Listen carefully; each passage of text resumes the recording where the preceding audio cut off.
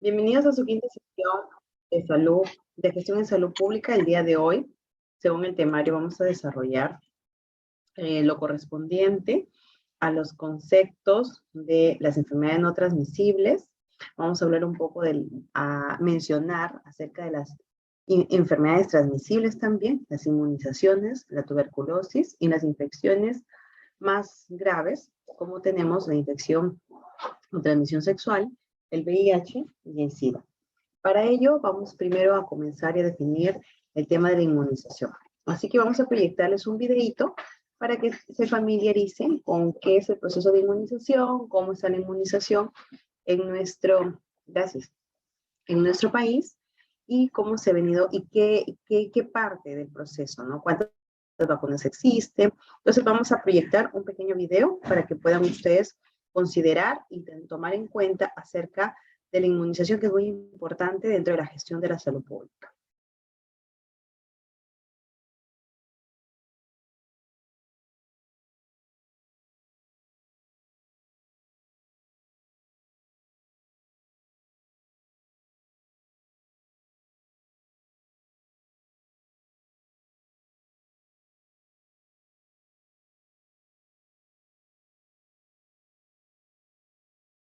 Y glóbulos blancos. Los glóbulos blancos. El sistema circulatorio está conformado por glóbulos rojos y glóbulos blancos. Los glóbulos blancos forman parte del sistema inmunológico y combaten las infecciones en forma continua. Los glóbulos blancos o leucocitos se producen en los huesos. Su función principal es identificar y destruir los antígenos dañinos que entran en el cuerpo.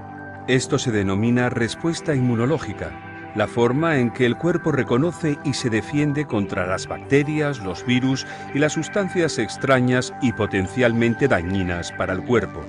Cuando los glóbulos blancos encuentran un antígeno o una sustancia extraña, se estimulan y dividen para producir células especializadas para combatir dicha sustancia.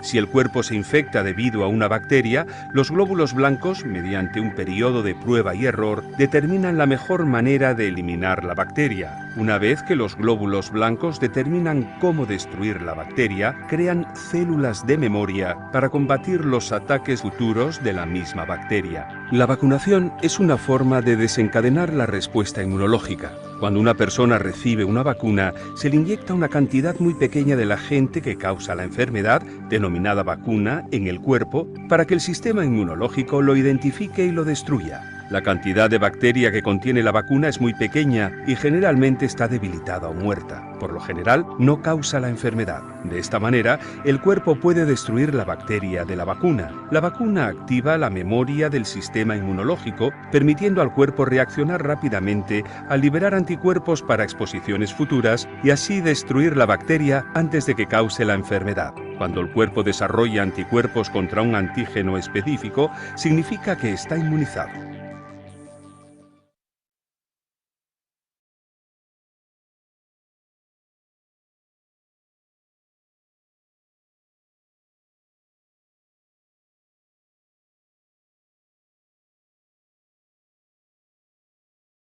La inmunización es el proceso de hacerse inmune a una enfermedad o de protegerse contra ella, generalmente mediante la aplicación de una vacuna. Las vacunas estimulan el sistema inmunitario con el fin de protegerlo de ciertas enfermedades, para que no se enferme ni contraiga una infección. Por lo general, los órganos y las células del sistema inmunitario defienden al organismo de gérmenes nocivos, como las bacterias y los virus.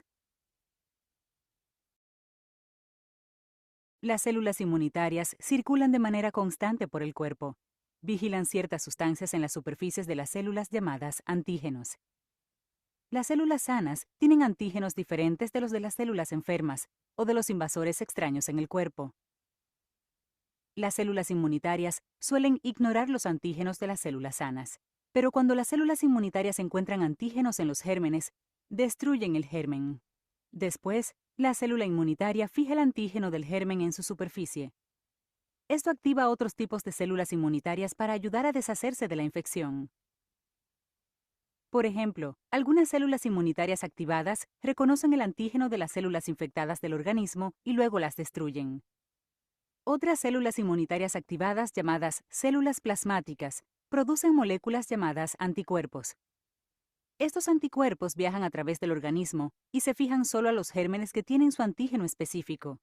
Esto marca el germen de la destrucción.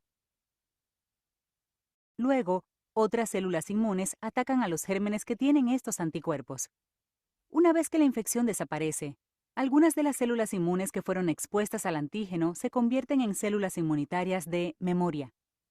En el futuro, si el mismo tipo de germen vuelve a infectar su organismo, las células inmunitarias de memoria estarán listas para destruirlo para que no se enferme. Esto se llama inmunidad natural. En muchos casos, durará toda la vida. El problema de obtener una inmunidad natural por tener la enfermedad en sí misma es que algunas infecciones adquiridas naturalmente pueden causar complicaciones graves o incluso pueden ser mortales. Por ejemplo, la poliomielitis puede provocar una parálisis permanente o la muerte. El sarampión puede causar una inflamación en el cerebro, lo que provoca un daño cerebral permanente o la muerte, especialmente en los niños menores de 5 años. Y la tosferina, también conocida como tos convulsa, puede causar complicaciones como la neumonía, detención de la respiración o respiración lenta y la muerte, especialmente en los bebés menores de 1 año. Aunque los síntomas pueden no ser graves en todas las personas, no es posible saber quiénes se verán lo suficientemente afectados como para enfermarse gravemente o incluso morir. Las vacunas pueden protegerlo de contraer estas enfermedades y de sus síntomas nocivos. Las vacunas suelen contener una pequeña cantidad de gérmenes debilitados o muertos. Sin embargo, algunas contienen material genético, como ARN o ADN, que proporcionan instrucciones para que las propias células del organismo produzcan el antígeno del germen.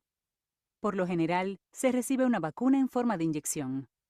Dentro de su organismo, las partículas de los gérmenes de la vacuna enseñan a las células inmunitarias a atacar estos gérmenes. Este proceso no lo enferma, pero sí hace que su organismo produzca células de memoria y anticuerpos para esos gérmenes.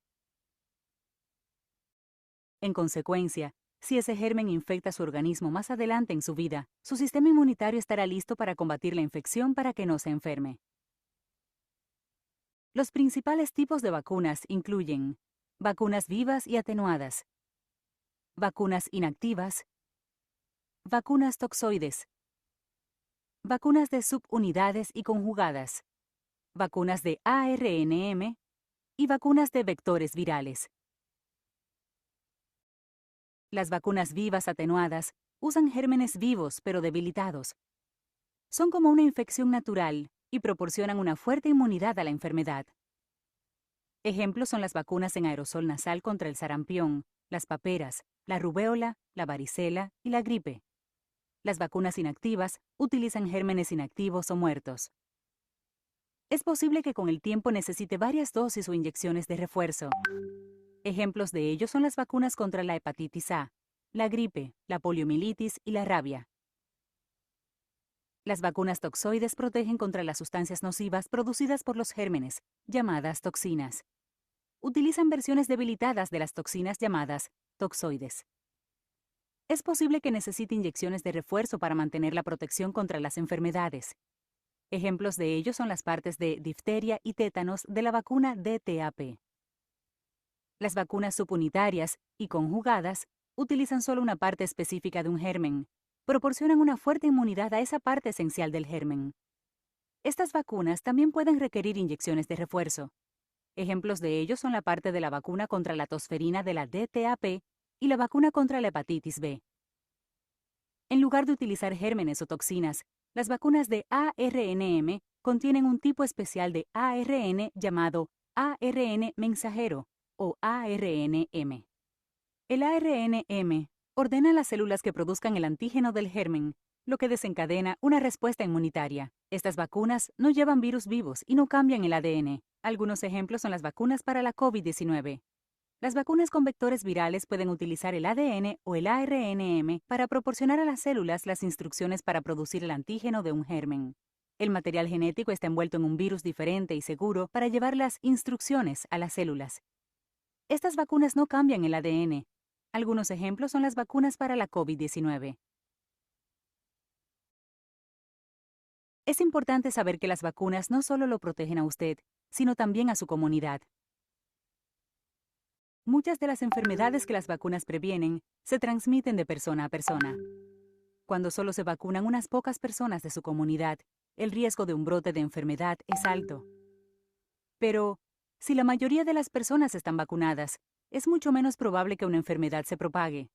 Esto se llama inmunidad comunitaria o de rebaño. La inmunidad de rebaño es especialmente importante para proteger a las personas que no pueden ser vacunadas. Esto incluye a las personas con sistemas inmunitarios debilitados, alergias graves u otras enfermedades. Las vacunas lo protegen a usted, a su familia y a su comunidad de enfermedades que pueden ser peligrosas o incluso mortales. Para obtener más información sobre las vacunas, hable con su proveedor de atención médica.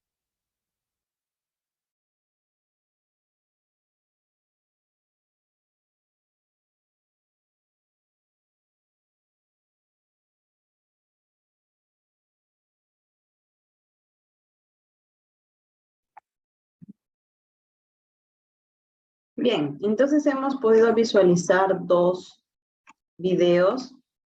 El primero que corresponde a ver qué es, en primer lugar, la definición de la inmunización, ¿no?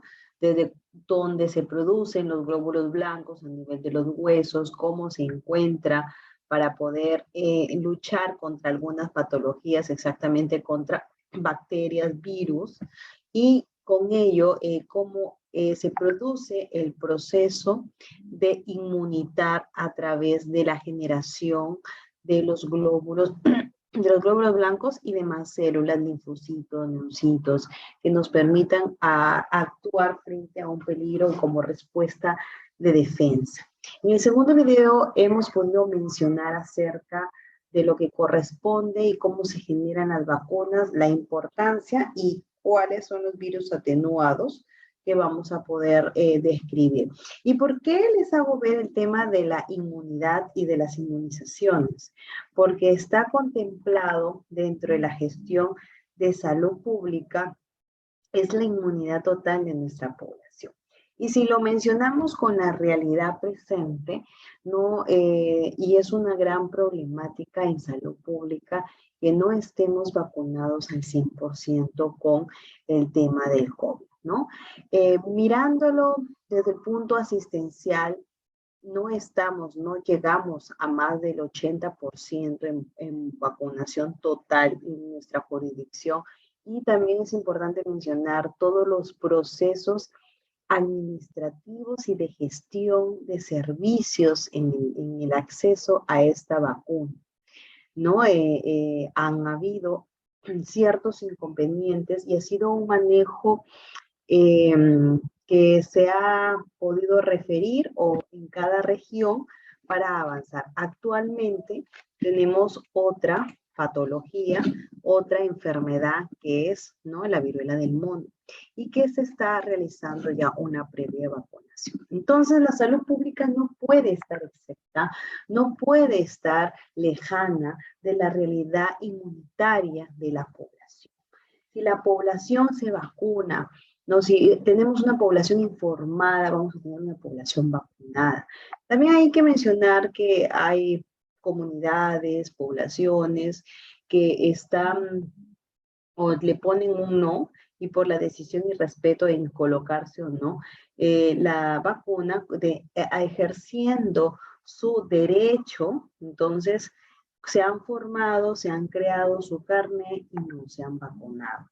Sin embargo, es parte de la función pública y es parte de los deberes de salud contemplados en la ley 26842, que debemos de cuidar y cuidar a las personas que están a cargo, a nuestro favor o en nuestro hogar. Entonces, el tema de vacunas siempre es un tema polémico, ¿no? Porque hay gente que dice sí, lo defiende, lo avanza, lo realiza, ¿no? Y hay otros grupos de personas que no se suman al proceso de la vacuna, que desinforman, que mencionan acerca de los problemas, ¿no? Y comienzan todas las consecuencias, comienzan a comentar y comienzan el tema por las redes sociales, por los medios de comunicación, generan en el ciudadano el sinsabor y también el sinsabor, el descontento y la duda de poderse vacunar o no. Nos escribe Luz Adelma Choque, disculpando por la tardanza, no hay problema, yo entiendo que a veces están con un horario ajetreado de casa o de estudios o de trabajos, ¿no? Así que no hay problema, bienvenida. Entonces, vamos a compartir. Disculpen, sino que estoy con unos casos y mi celular está suena y suena, pero yo no les hago caso a estas horas. Estas horas es exclusivamente para ESIEP y los alumnos que tengo a cargo. Bien, pero pido la disculpa del caso porque mi celular está suena y suena y suena por unos casos del trabajo. Entonces nosotros, retomando un poco, ya hemos podido describir anteriormente el proceso de la salud-enfermedad, cuál era la triada de la enfermedad que constaba, ¿no? De un huésped, de un agente y del medio ambiente que implicaba para que se pueda desarrollar. Entonces, en el proceso de estos tres elementos, en el proceso tanto en la triada del huésped, del agente y del medio ambiente que se puede desarrollar, ¿no?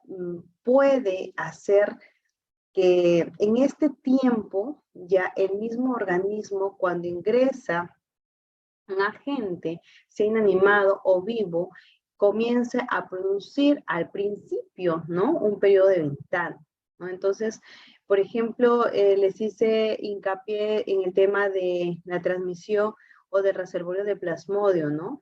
En el caso de la malaria, ¿no? ¿Cuál sería, por ejemplo, el huésped en el caso de la malaria? Tendrían que ser los hábitos y las costumbres. En el caso del plasmodio, vendría a ser la resistencia, ¿no? La patogenicidad, la humedad, ¿no? En el caso, por ejemplo, de las características del ambiente, el agua estancada, la humedad, las aguas sucias, el clima que hace que las lluvias, ¿no? Entonces van a facilitar la aparición de un vector. ¿Y qué es el vector que produce? Una enfermedad, ¿no? Entonces va a producir la creación y nace el mosquito anófeles, ¿no? Entonces esto va a ayudar a que nos podamos desenvolver en un contexto y el medio ambiente también se genere, ¿no? Se genere un vector de una enfermedad. Por ejemplo, en el medio ambiente se generó el tema del COVID, ¿no?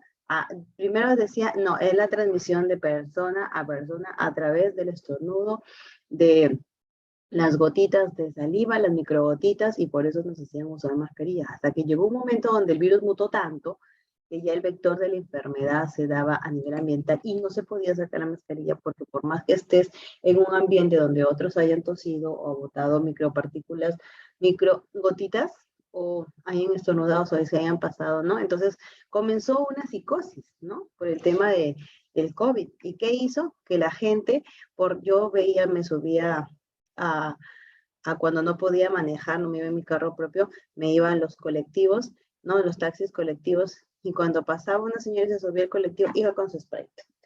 Todo. Echando en el aire, en el asiento, un poco más me echaba a mí también alcohol, ¿no? Entonces, eso, el tema del proceso sanitario y patológico trae psicosis y trae reacciones en la población, que si no está bien educada, entonces genera problemas de salud mental.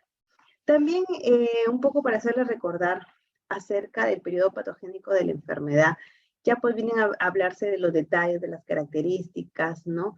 Que comienza a percibirse en este caso el huésped y cómo se desarrolla en un momento, en un tiempo determinado, donde ya rompe, en el medio ambiente se desenvuelve y rompe ese equilibrio ecológico y afecta.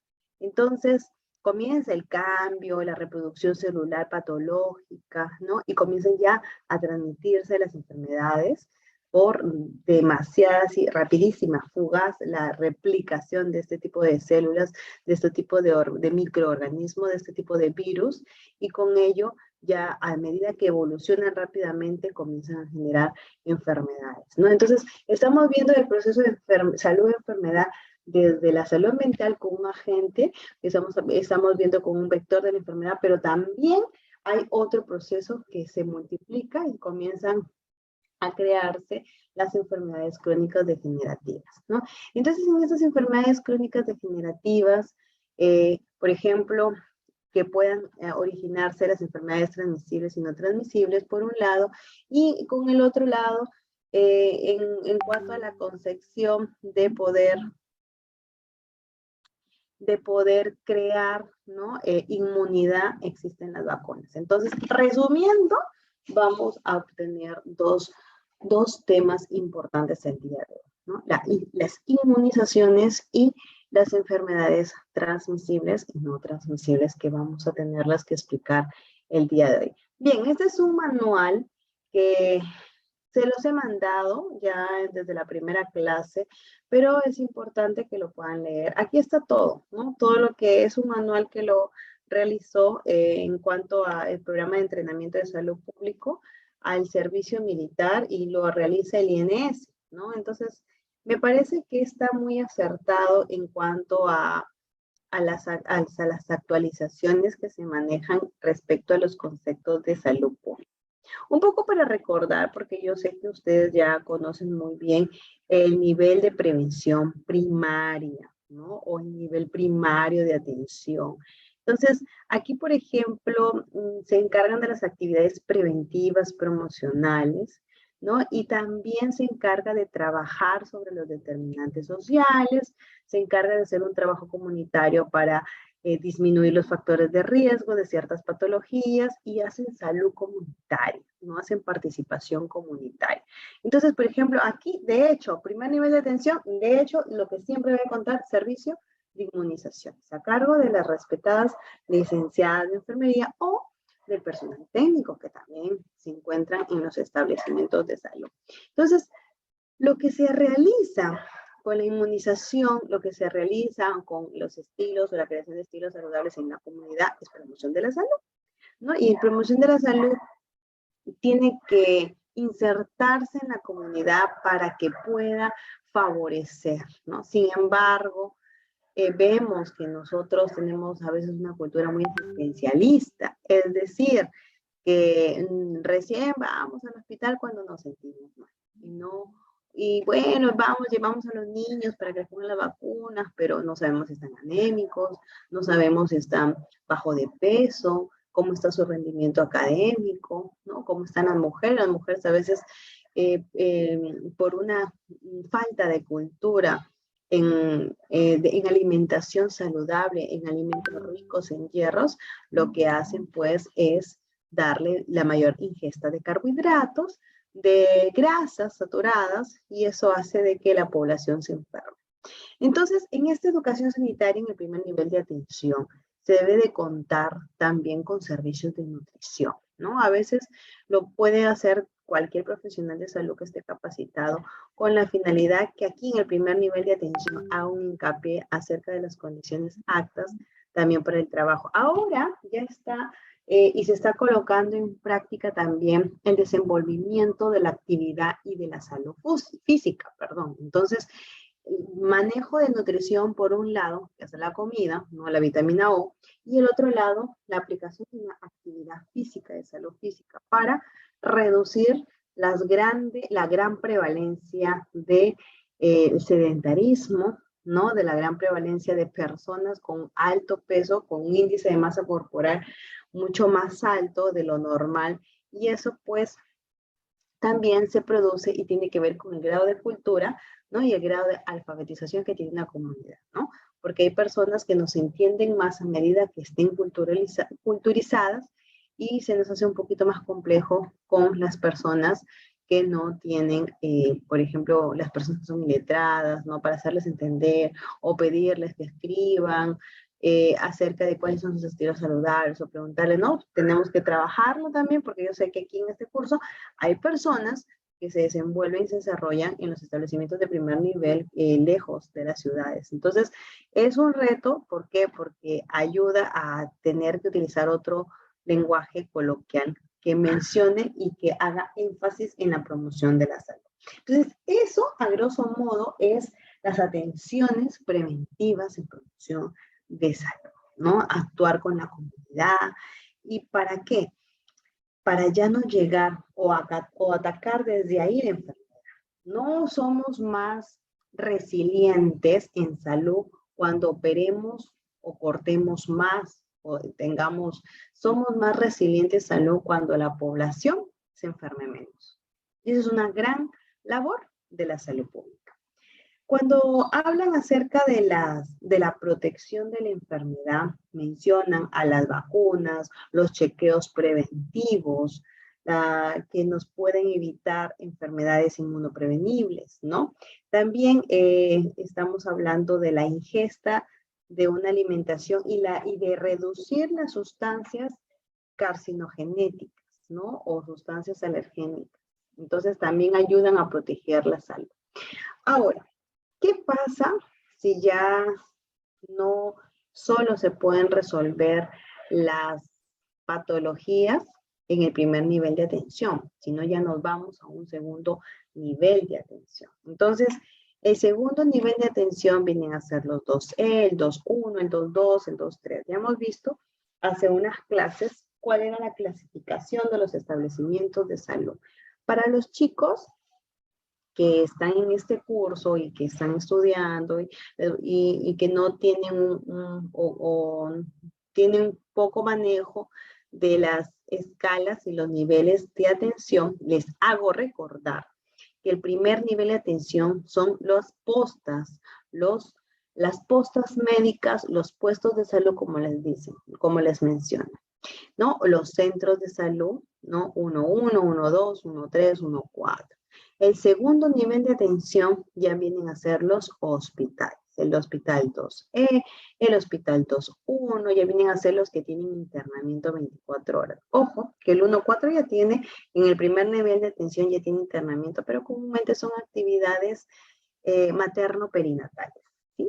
Y un poco de urgencia, ¿no? Dependiendo de la estructura categórica o categorización que maneja el establecimiento sanitario. Entonces, cuando nos referimos al segundo nivel de atención o prevención secundaria, entonces también se ocupa del paquete preventivo, pero ya aquí abarca el diagnóstico y el tratamiento. Estos casos, aquí hay algunos establecimientos de segundo nivel que ya hacen investigación, ¿no? Se encargan también de evaluar cómo es el nivel de satisfacción hacia los usuarios.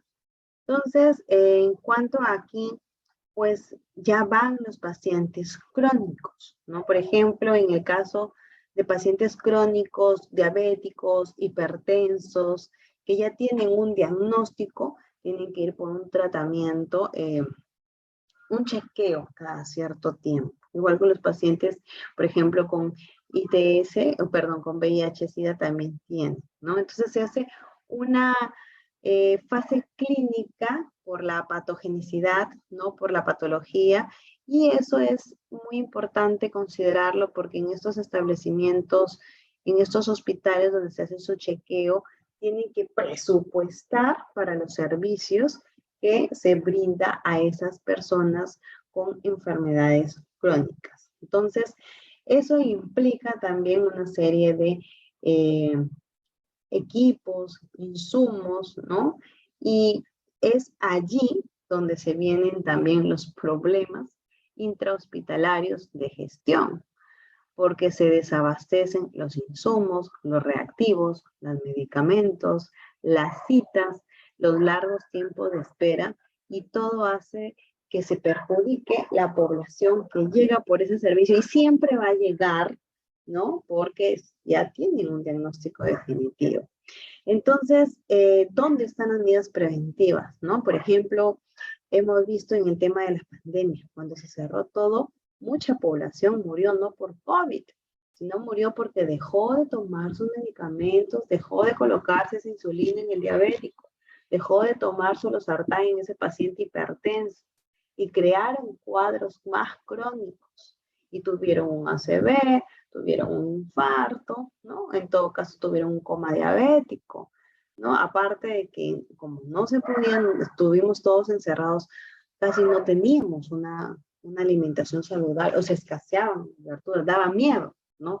El alce de los costos, ¿no? También perjudicó. Una pandemia es un gran problema de salud pública. Me cuido yo, pero veo que mi vecino no se cuida, entonces vive al costado de mi casa, también me puede contagiar, pero ¿cómo estará él? ¿Cómo estará su salud mental? No puedo ser egoísta. es un ser humano. Entonces, todo eso influye en los procesos de dar una respuesta inmunitaria hacia las patologías. ¿Y dónde más se trabajó eso? En el primer nivel de atención que se cerró por pandemia y que recién se está retomando. Estamos muy golpeados. Nuestro sistema está muy golpeado, fragmentado y segmentado, como siempre lo he dicho, y sobre todo desabastecido por la gran consecuencia y perjuicio que nos ha traído la pandemia a nivel mundial. Esto en todos los sistemas se está recuperando. Bien, el tercer nivel de atención, ya vamos a subrayarlo, ya tiene el diagnóstico, ya está en una fase clínica. El tercer nivel abarca más ya la rehabilitación física. Estamos hablando de un establecimiento de mayor complejidad. Los institutos también hacen investigación en este tipo de establecimientos.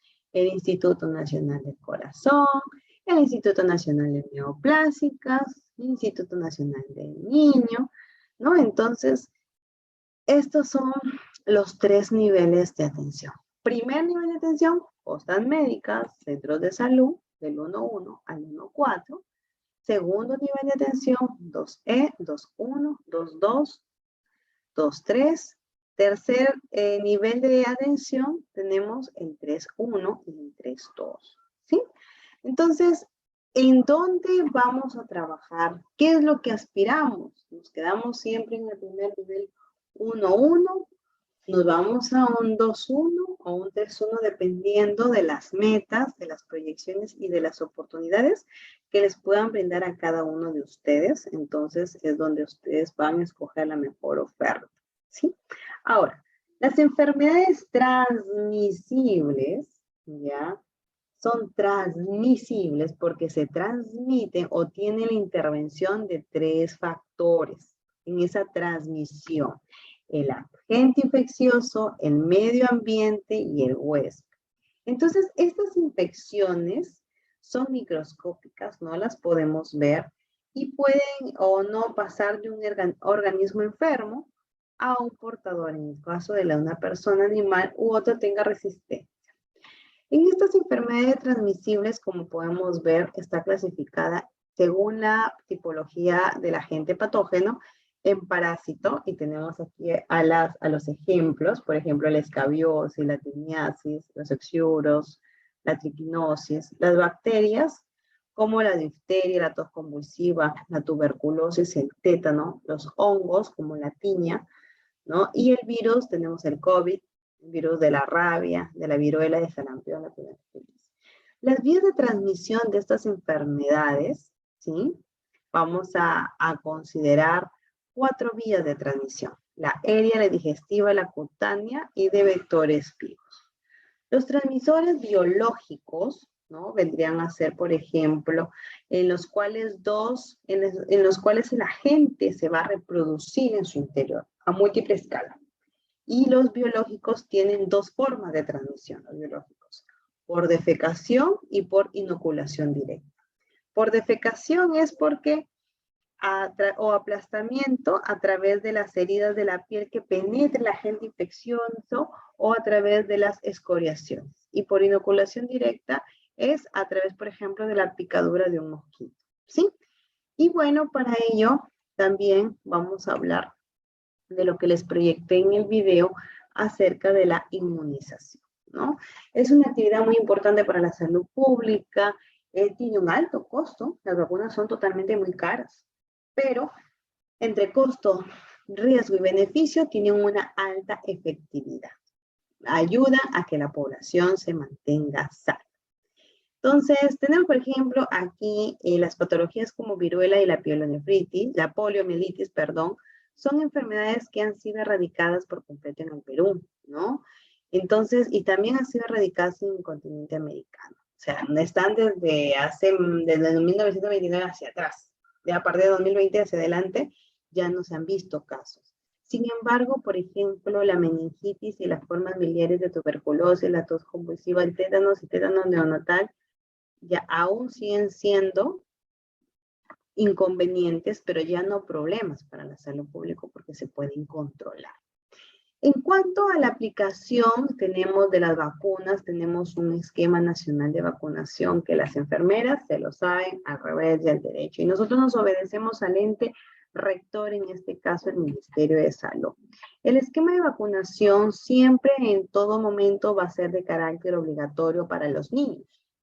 En el caso, por ejemplo, del Ministerio de Salud es el que provee las vacunas, las inmunizaciones a través de sus unidades ejecutoras, a través de sus UJIPRES, que son las unidades de gestión de las IPRES. ¿Y esas quiénes son? Son las DIRESAS, las GERESAS, las DISAS, ¿no? Entonces, estas acciones tienen que ser totalmente gratuitas, ¿ah? Porque también se ha visto que por las vacunas las filtraban, las vendían, ¿no? Y eso no es correcto. El esquema nacional de vacunación siempre es el mismo y comprende que se debe realizar en diferentes establecimientos, pero respetar el mismo esquema. Entonces, un poco vamos a mencionar así rápidamente acerca de las vacunas, ya que también se han visto en el video, ya, y que nos permite un poco recordar, ¿no? Cuando éramos chiquitos, ¿no? Tuvimos la vacuna de la BCG. ¿Cuándo se coloca? Dentro de las 24 horas del nacimiento, la BCG. Entonces, lo normal que se coloca en recién nacidos en RN mayor a 2,5 kilos, ¿no? Y que no tengan ningún problema. En el caso de que exista un menor con 12 meses y no ha sido vacunado con la BCG, todavía se puede vacunar la vacuna. Entonces, eso es en cuanto a la aplicación de la BCG en hijos de madres con infección de VIH, debe seguir según lo normado, ¿no? Entonces, después tenemos otra vacuna, como por ejemplo la hepatitis B. La hepatitis B se coloca 0.5 centímetros cúbicos en el recién nacido antes, ¿no? O durante las primeras 12 horas, entre 12 a 24 horas, ¿sí? Entonces, luego vamos a tener la vacuna de la hepatitis B, la HBV, en mayores de 5 años. Ahí sí tenemos una población ya que se le administra 0.5 intramuscular, ¿no? Y tenemos aquí la escala que ustedes la pueden ver. También existe otra vacuna, la pentavalente, ya que contiene 5, pentavalente porque contiene 5 antígenos, penta 5, que es el toxoide diftérico y tetánico, las bacterias inactivas de Bordetella pertussis, el polisacárido conjugado de Haemophilus influenzae tipo B y el antígeno de superficie del virus de hepatitis B. Se administra 3 dosis a los 2, 4 y 6 meses respectivamente, y cada dosis comprende esta cantidad de medicamento de vacuna. Luego tenemos la vacuna toxoide diftotétano pediátrico, la DT. Bueno, esta tiene 2 antígenos y se administra en menores de 5 años. Ustedes pueden dar cuenta, la mayoría de las vacunas se administran antes de los 5 años, ¿sí? También ya para recordarles, tiene la vacuna Haemophilus influenzae, la vacuna contra la poliomielitis. Luego se encuentra la vacuna antipolio, ¿no? Y este es el esquema que pueden ustedes leer con detenimiento su manual. Y la vacuna contra rotavirus, por ejemplo, son aquellos que corresponden a los virus atenuados, ¿no? Se administra por vía oral y también se le da a aquellos bebés, pues no hay menores de 6 meses. Luego tenemos otra vacuna. El tema de vacunas es muy amplio, ¿ah? Tenemos muchas vacunas. La vacuna contra la neumococo, la vacuna contra el sarampión, paperas y rubiola. Luego también tenemos la vacuna contra el sarampión y rubiola. La vacuna, la AMA, la antiamarílica, contra la difteria, la pertussis y el tétano. La vacuna de T, difteria de adulto. Ya tenemos la vacuna BPH también que se da, se administra en niñas menores de 10 años, mayores de 10 años. La vacuna contra el virus de papiloma humano, ¿no? 3 dosis. Y esta vacuna también es aplicable para mujeres. Lo hacen, no lo da el Ministerio de Salud.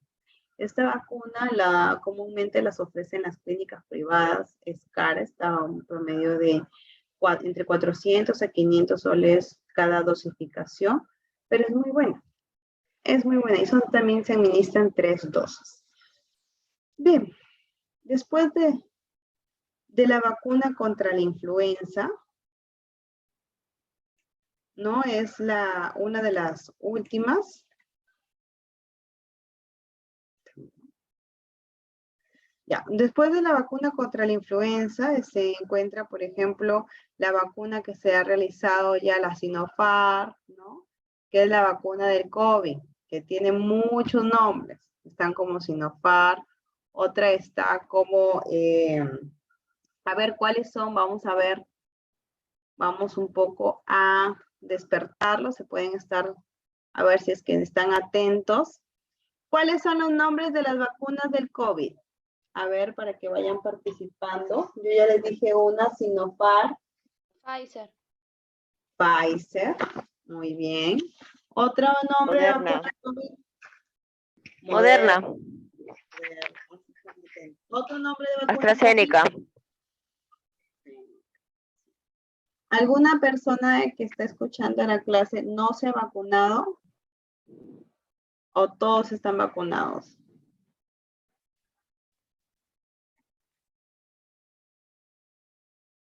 Todos están vacunados, ¿verdad? Sí. Yo sí. Muy bien, porque son personal de salud. Tenemos que estar protegidos. Bien, entonces, ¿qué más podemos investigar acerca de las vacunas? ¿No? Si ya hemos visto la inmunización, hemos visto un poco cuáles son los tipos, pero ¿cuáles son las contraindicaciones también de las vacunas y cuáles son sus indicaciones? Vamos a proyectar un pequeño video acerca, este video lo ha realizado un médico, ya para terminar con el tema de las vacunas y podamos pasar a al siguiente tema, que es acerca de tuberculosis y quiero también avanzar con VIH, ¿ok? Entonces, vamos a proyectarles un video para que puedan quedarse. A ver. ¿Dónde está? Acá está.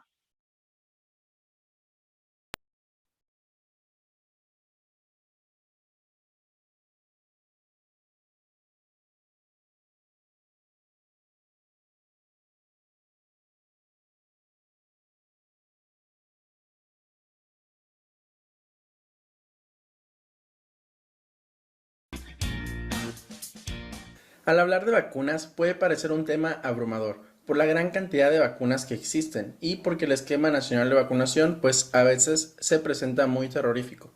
Pero una técnica que yo utilicé para memorizar cada una de las vacunas a las que me enfrentaba es que en cada caso clínico de pediatría me preguntaba qué vacunas ya recibió el niño, aun cuando la pregunta no tuviera nada que ver con vacunas. Y recuerda que estar repasando y repasando este tipo de cosas te va a ayudar mucho a tener unas buenas bases de conocimientos. Y ya para cuando falten poquitos días para que presentes el ENAR, no tengas que estarte preocupando de aprenderte estas cosas de memoria. De todas las vacunas debes de saber, primero, que la vacuna va a ser una preparación biológica destinada a generar inmunidad contra una enfermedad mediante la producción de anticuerpos. Y esto sirve pues para eliminar, prevenir o controlar estados patológicos, según la norma oficial mexicana. Debes de saber que de todas las vacunas siempre tienes que buscar qué contiene la vacuna, cuáles son sus indicaciones, o sea, qué enfermedades previene, cuál es la vía y el sitio de administración, a qué edad y cuál es el esquema de aplicación, cuántos mililitros es la dosis de la aplicación, cuáles son sus efectos adversos y cuáles son sus contraindicaciones. La primera vacuna de la que vamos a hablar es la vacuna de la BCG. Va a contener bacterias vivas atenuadas, que incluye al bacilo de Guelmet-Guerin, que es una cepa de Mycobacterium bovis. Se va a indicar para las formas graves de tuberculosis, como la tuberculosis miliar y la tuberculosis meningia. El sitio de aplicación es en el deltoides derecho y se va a administrar de forma intradérmica. En casos de requerir revacunación, se va a realizar en el mismo lado, o sea, en el mismo brazo, pero se le va a realizar a un lado de la cicatriz que quedó. Se va a aplicar desde el nacimiento hasta los 14 años de vida y debes de recordar que si no se aplica en los primeros 7 días de vida, vas a esperar hasta el mes para poderla aplicar. El esquema es en dosis única y se van a administrar 0.1 mililitros. Las contraindicaciones van a ser que el bebé pese menos de 2 kilogramos. En otras bibliografías puedes encontrar que el peso sea menor de 1.5 kilogramos. En pacientes inmunodeprimidos, exceptuando al paciente con VIH que se encuentre asintomático, o si el paciente recibió transfusión o inmunoglobulina, que en estos casos debemos esperar 3 meses para poder realizar la vacunación. Tampoco se recomienda su vacunación en las personas embarazadas. Los efectos adversos con esta vacuna son el absceso local, la adenopatía en forma de una enfermedad que se conoce como vesicleitis y la presencia de una cicatriz queloide. La segunda vacuna que se aplica al nacimiento va a ser la vacuna de la hepatitis B. Esta vacuna va a contener al antígeno de superficie purificado del virus de hepatitis B y se va a indicar para prevenir la infección de hepatitis B y de sus secuelas. El sitio de aplicación es intramuscular profunda y se va a aplicar en el muslo en menores de 1 año y en el deltoides en mayores de 1 año. Debes de recordar que se aplica al nacimiento y además se deben de dar dosis de refuerzo en personas que trabajen en áreas de la salud. El esquema va a consistir en 3 dosis que se van a aplicar a los 2 meses, a los 4 meses y a los 6 meses. Y cada dosis va a ser de 0.5 mililitros. Las contraindicaciones son que en un cuadro febril agudo, en el caso de infecciones severas, en el caso de embarazo, que tengan alergia a timerosal, porque es uno de los componentes de la vacuna, o que haya sido transfundido o haya recibido inmunoglobulina, se debe de esperar para su aplicación más de 3 meses. En pacientes con riesgo de transmisión materna, la primera dosis se debe aplicar en las primeras 12 horas de vida. Y si el paciente, o en este caso el recién nacido, no presenta riesgo, se le va a aplicar a las 24 horas de vida. La última dosis de la vacuna se debe de administrar hasta después de los 6 meses de vida. Dentro de sus efectos adversos se incluye la fiebre, el dolor y las mialgias. La siguiente vacuna de la que vamos a hablar y que es la causa de más errores a la hora de contestar exámenes es la pentavalente acelular. En primer lugar, recuerda, es acelular, porque te lo pueden preguntar como pentavalente celular y pentavalente acelular. Y ahí vas tú y le pones pentavalente celular y ya tienes una mal. Entonces, mucho cuidado primerito con el nombre. Esto es, o este nombre recibe porque se va a conformar de toxoides y de polisacáridos. La vacuna entonces va a contener el toxoide diftérico, el toxoide tetánico, fracciones de Bordetella pertussis inactivada, el polisacárido capsular purificado de Haemophilus influenzae tipo B y además de la vacuna antipoliomielítica inactivada. Entonces, viéndonos por esto, se va a indicar para las enfermedades de difteria, tosferina, tétanos, las enfermedades invasivas de Haemophilus influenzae tipo B y la poliomielitis. El sitio de aplicación va a ser intramuscular profundo en menores de 1 año en el muslo o en el glúteo y en mayores de 1 año en deltoides. Se debe de aplicar en menores de 5 años en 3 dosis con espacio de 2 meses entre cada una, lo que significa que vamos a aplicar la primera dosis a los 2 meses, después a los 4 meses y después a los 6 meses. Cada dosis va a ser de 0.5 mililitros. Además, esta vacuna es la única que tiene 4 dosis, pues va a tener un refuerzo a los 18 meses. La vamos a contraindicar si el paciente tiene un daño cerebral o un cuadro convulsivo, pero que sea agudo. Si el daño cerebral es previo, no amerita una contraindicación. Además, si el paciente tiene un cuadro febril agudo, si tiene enfermedades graves, si ya existe una alergia previa a la vacuna, que es para todas las vacunas esta contraindicación, o si existe transfusión o inmunoglobulina, que en estos 2 últimos casos, pues hay que esperar 3 meses. Continuamos con la vacuna de rotavirus, otra de las vacunas que tiene muchas reglas. Es una preparación de virus atenuados y se va a indicar para proteger casos contra gastroenteritis grave, claramente producidas por rotavirus. Se va a administrar por vía oral a todos los menores de 8 meses de vida. El esquema va a incluir 3 dosis, a los 2 meses, a los 4 meses y a los 6 meses de vida. El intervalo de dosis se sugiere que sea de mínimo entre 3 a 8 semanas entre cada dosis. Va a estar contraindicada su administración después de los 8 meses de vida porque puede llegar a favorecer que se presente invaginación intestinal o intususcepción, que esta es una pregunta muy clásica de los exámenes Ceneval. Las contraindicaciones pues va a ser que tenga malformaciones congénitas no corregidas del tracto gastrointestinal, en los que podemos incluir al divertículo de Meckel, porque va a aumentar el riesgo de invaginación intestinal. Además, si el paciente tiene intolerancia a la fructosa, a la sacarosa o alguna otra enzima que se encargue de metabolizar carbohidratos. Si tiene antecedente de intususcepción o de invaginación intestinal, también se contraindica esta vacuna. Y por último, si tiene alergia al látex. Seguimos rellenando nuestro esquema de vacunación con la vacuna del neumococo. La vacuna del neumococo va a tener varias presentaciones, que es la de 7 serotipos, la de 13 serotipos y la de 23 serotipos. Según la guía de práctica clínica de México, que es para el control del niño sano y otra que es de vacunación, la vacuna que hacen referencia es a la que contiene 7 serotipos. Estos serotipos pues, van a ser polisacáridos capsulares de todos los tipos de los que incluya propiamente esa vacuna. Va a existir otra presentación de 13 serotipos que en algunos cursos la mencionan para que también la tengas en consideración. Pero la de 23 serotipos, esa va a ser para poblaciones adultas especiales. Hablamos de pacientes con EPOC y etc. Y esa está contraindicada en menores de 2 años. No se te vaya a olvidar eso. Se va a indicar para infecciones invasivas por neumococo, como es el caso de meningitis por neumococo. El sitio de administración va a ser intramuscular y se va a aplicar en el muslo en menores de 1 año y en la zona de deltoides en mayores de 1 año. Vamos a administrarla en 3 dosis, a los 2, a los 4 meses y un refuerzo a los 12 meses. Cada dosis va a ser de 0.5 mililitros. Se va a contraindicar la aplicación de esta vacuna si existe antecedente de hipersensibilidad a la vacuna, si tiene algún tipo de inmunodeficiencia como el VIH, en personas embarazadas.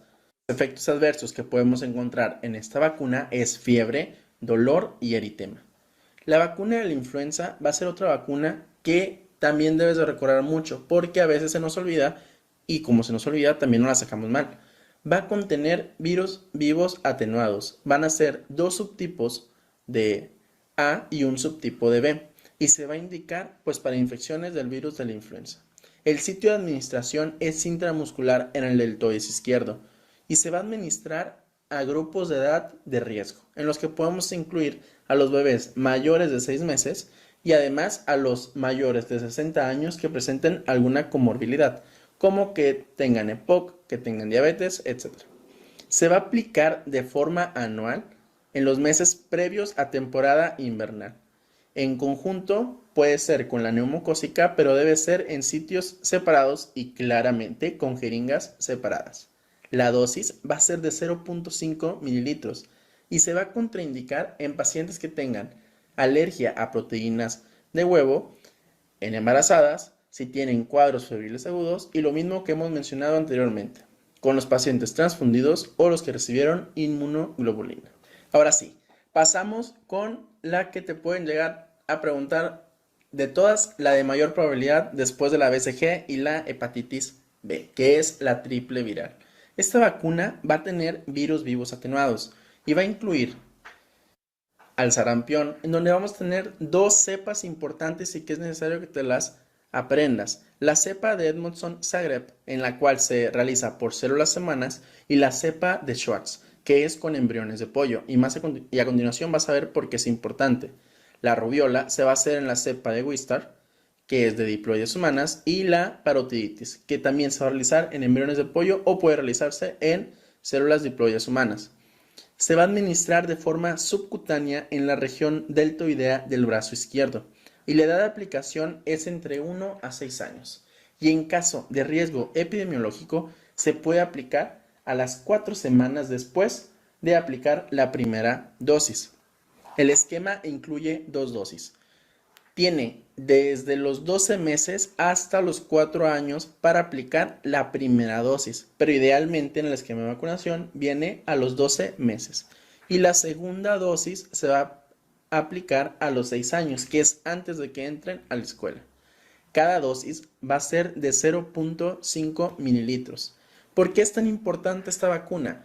Porque cuando te preguntan sarampión, te tratan de preguntarte en las edades previas a la vacunación. Por ejemplo, en un niño de 11 meses y ya te dan toda la clínica de sarampión. O en un niño de 5 años y te dan toda la clínica de sarampión. Porque son los casos en donde no existe todavía una buena inmunidad. Para que lo recuerdes cada vez que te tenga una pregunta sobre sarampión. Las contraindicaciones de esta vacuna es si tuvo algún cuadro febril agudo, si tuvo enfermedades graves, si tuvo algún tipo de reacción alérgica previa a una dosis de la vacuna, y lo mismo para la transfusión y la inmunoglobulina, que hay que esperar más de 3 meses. En caso de leucemia o quimioterapia en menos de 3 meses, se contraindica la aplicación de esta vacuna. Y también que la cepa Schwartz, por eso te dije que te las debías de saber, no se va a aplicar o no se va a indicar en caso de que tenga antecedente de reacción anafiláctica al huevo o a la neomicina. Además, esta vacuna está contraindicada en embarazadas. La vacuna de la varicela, que es una vacuna que no viene incluida en el esquema, pero que te la pueden preguntar, y más que nada en los simuladores, que les encanta preguntar la vacuna de la varicela. Esta vacuna va a seguir los mismos lineamientos que acabamos de mencionar de la triple viral. Continuamos ahora con la vacuna del DPT. Esta vacuna va a contener al toxoide diftérico, al toxoide tetánico y al componente celular de Bordetella pertussis. O sea que va a estar indicada para las enfermedades de difteria, tosferina y tétanos. Esta vacuna sirve como refuerzo, la cual se va a aplicar a los 4 años de vida, que es un refuerzo extra de la pentavalente acelular. Las contraindicaciones pues van a ser las mismas que ya comentamos, que es que si tiene un daño cerebral, cuadros convulsivos de forma aguda, no se debe de administrar. Además, si existe un padecimiento febril agudo, si tiene alteraciones sistémicas graves o si presentó una reacción alérgica previa, que en este caso sería una reacción alérgica a la vacuna pentavalente acelular.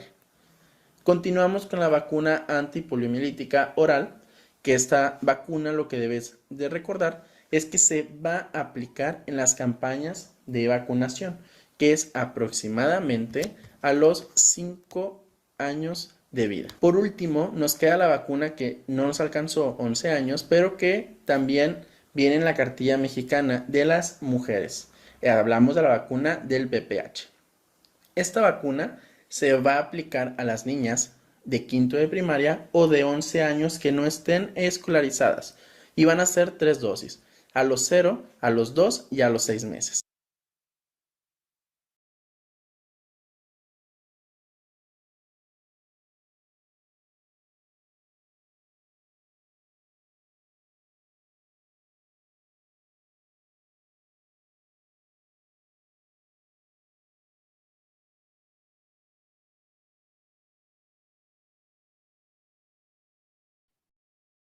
Bien, entonces queda claro el tema de la vacunación, del tipo de vacunas y lo que corresponde a cada una de ellas.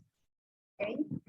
Ahora, vamos a tomar lista. Por favor, si pueden colocar su cámara para poder, no es una norma de que se maneje en el curso para poder colocarle su asistencia, ¿ya? A ver, Janet, buenas noches. Janet, María, buenas noches. Por ahí prendió la cámara. María, buenas noches. Hola, María, no escuchaba tu audio. Buenas noches. Buenas noches, María Quevedo. María Quevedo, muchas gracias. Carmen Amezquita, buenas noches. ¿Qué tal? Buenas noches. Gracias. Jenny Martínez. Buenas noches, Jenny Martínez. Muy bien. Patricia Collante, gracias, Jenny. Patricia Collante. Hola, buenas Buenas noches, presente. Hola, muy bien. Carlos Pulca.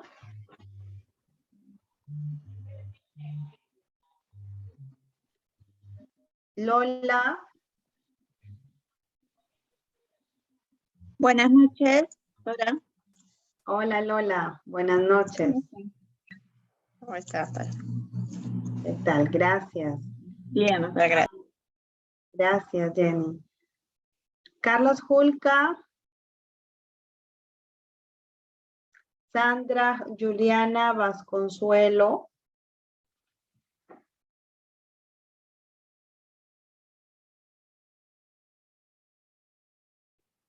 Uy, ¿está en clase o solo se ha conectado? A ver. Ida Roxana Porras Rondinel.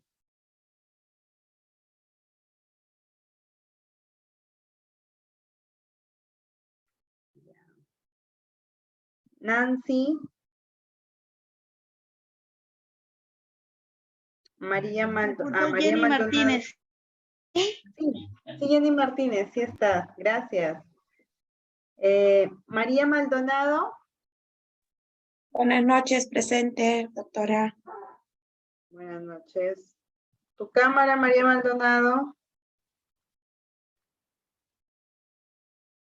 Para verte. Ahí está ya. Gracias. Roxana Porras. Roxana. Ahí está Roxana. Muy bien, Roxana. Queríamos verte, conocerte aunque sea. Roxana Porras. Gracias. Patricia ya está. María Maldonado también. Carmen Amezquites también ya está. Ya, ¿quién más falta? Luz Adelma, ¿no? Luz Adelma Choque.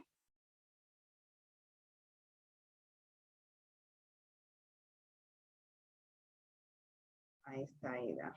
Ida Roxana. Muy bien. Y falta Luz Adelma Choque Ayauca.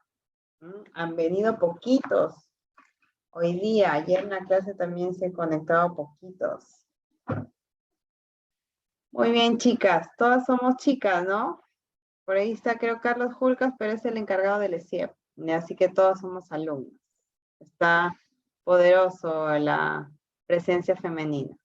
Bien, entonces sí ha sido un poco tedioso hablar de vacunas, es muy amplio. Y también mencionar cada una de ellas nos permite identificar. Los videos y los manuales van a estar grabados y se va a producir para poder considerar y chequearlos, ¿ya? Ahora vamos a ver una enfermedad que es de importancia para la salud pública, es la mencionada TBC, ¿no? La tuberculosis. Es prevenible y curable, ¿sí? Se transmite por el micobacterio, ¿no? Tuberculosis, o más bien conocido como bacilo de Koch. Entonces, ¿dónde va a afectar principalmente a los pulmones? ¿Cuáles los determinantes o factores que están relacionados con la tuberculosis? Tenemos, por ejemplo, la pobreza, el desempleo, el entorno físico, la inequidad, el analfabetismo, las características biológicas y el poco acceso a los servicios de salud. Agregado a esto, ya una mala alimentación, ¿sí? Entonces, ¿quiénes se pueden enfermar de tuberculosis? Cualquier persona. Cualquier persona podemos tener esa predisposición de enfermarnos de tuberculosis. Las que tienen el mayor riesgo son... Hola. Doctora, sí, soy Sandra Vasconsuelo. Estaba conectada en principio, sino que mi lacto se lagió y ya no pude. Y me he conectado de mi celular ahorita. Sí, estoy en la Ya, clase. muy bien. Ya, Sandra Vasconsuelo. Sí, para colocarles la asistencia. Gracias, gracias. Bienvenida. Entonces, ¿en qué nos quedamos? ¿Quién se puede enfermar de TBC? ¿Verdad? Cualquier Cualquier persona puede adquirir el bacilo de Koch y se desarrollan los síntomas cuando el sistema inmunológico está completamente bajo. Entonces, ¿quiénes son las personas que pueden tener mayor predisposición a desarrollar esa sintomatología de TBC? Los mismos, por ejemplo, personal de salud que trabajan con TBC también pueden desarrollar porque están ahí nomás inhalando, ¿no? Se desenvuelven, ¿no? Un descuido y contraen el bacilo de Koch. Otras son las personas que viven hacinadas, ¿no? Las personas que viven en un cuarto, viven como 20 o en condiciones muy precarias. En pacientes o en usuarios que están en la calle, ¿no? Tenemos mucha población que ha venido de otros países, ¿no? Por oportunidades de sobresalir y duermen en la calle y a veces no nosotros vamos, salimos y nos están pidiendo por ahí un aporte económico, que les demos para comer o que les demos algún alimento. Ellos también pueden desarrollar TBC, nos pueden contagiar, ¿no? Y es muy lamentable, ¿no? Todas las situaciones que estamos diciendo, no podemos decir, ay, no, regresense a su otro país, porque cada persona si ha salido de allá es porque en otros países están con menos condiciones de avanzar, ¿no? Por ejemplo, así algo chiquito, lo que está pasando en nuestro hermano país Venezuela, ya lo está pasando también Cuba desde hace mucho tiempo. Y tengo acá en la ciudad de Chiclayo, se han venido muchos médicos cubanos, porque los primeros que están haciendo los médicos de Cuba, especialistas, muy buenos, muy capos, muy educados, están yendo a Estados Unidos o a Latinoamérica, porque la situación se está volviendo más caótica en Cuba. Y así también se está viniendo también a Honduras. Honduras también se está pasando por una crisis interna. Y así no sabemos cuándo nuestro país pueda pasar y que nosotros también necesitamos migrar a otro lugar, ¿no? Con las autoridades que tenemos, Dios mío, esperemos que no. Bien, entonces, ¿quién más puede tener ese factor de riesgo mayor para contraer TBC? Las personas que están en la cárcel, ¿no? Las personas que están en la cárcel viven en un hacinamiento completo, ¿no? He tenido la oportunidad de poder dormir en la cárcel atendiendo a personal mujer, ¿no? Porque es el personal de salud. Y sí, nos da un poquito de miedito en el tema de poder curar a usuarias con COVID, ¿no? Sabiendo que se ponían mal o que le estábamos dando tratamiento, ¿no? Y que las teníamos que referir a un establecimiento porque estaban mal, ¿no? Bien, el estado de nutrición en inmunidad deficiente, adultos mayores y el uso de drogas endovenosas, ¿no? Esos son los factores de riesgos que pueden hacer que el usuario manifieste con mayor rapidez los síntomas de la TBC. Entonces, ¿qué pasa? ¿Cómo se transmite la tuberculosis? Por las microgotitas, por las micropartículas que nosotros emitimos al momento de hablar, al momento de estornudar, y la otra persona inhala y ya se lleva toda nuestros microbios y podemos toser, podemos estornudar, podemos hablar y caen gotitas. Esas microgotitas ya estamos contagiando a la otra persona. Entonces, eso significa que las gotitas viajan por el aire, ¿sí? Y con solo inhalarlas podemos, y con el contacto cercano, podemos desarrollar la enfermedad y si tenemos tuberculosis y vamos a casa, contagiamos a toda la familia. Bien, los síntomas y los signos de la tuberculosis, por ejemplo, tenemos la pérdida de peso, malestar general, fiebre, dolor torácico, la falta de apetito, debilidad, tos con sangre, expectoración por más de 15 días y sudoración nocturna. Entonces, vamos a agregar acá a Geraldine Rojas. El diagnóstico y el tratamiento de la tuberculosis. Para hablar de este diagnóstico, me gustaría que vean una experiencia. Yo no soy enfermera, pero yo respeto mucho a las licenciadas de enfermería. Son las que llevan la estrategia de la prevención de la tuberculosis en los establecimientos sanitarios. Obviamente también lo hace el personal médico, pero más es el personal de seguimiento que lo hace la enfermera. Entonces, para hablar del diagnóstico y tratamiento precoz, les voy a compartir, solo son 7 minutos, creo, de la experiencia que tienen las licenciadas de enfermería, que yo respeto mucho, y si aquí hay personal de enfermería o estudiantes de enfermería, es una carrera muy buena, muy bonita, muy humana, como todas las carreras de salud, pero esa experiencia que se tiene hacia los pacientes de TBC y quienes la ayudan a ellas, ya, son unas personas muy valiosas, son voluntarios en salud, son comunidad, son agentes comunitarios. Entonces, vamos, antes de hablar de todo el diagnóstico y el tratamiento y cómo se hace la quimioprofilaxis y el tema, vamos a proyectarles un video de esta experiencia magnífica, ¿no? Vamos simplemente a aprovechar acá que estamos viendo a la tuberculosis como patología para poderles explicar. Creo que dura algo de 5 minutos, chiquitito el video, porque el otro video también se ha expandido y el tiempo a veces nos juega en contra. 7 minutos dura, así que es poquito. Vamos a proyectarlo.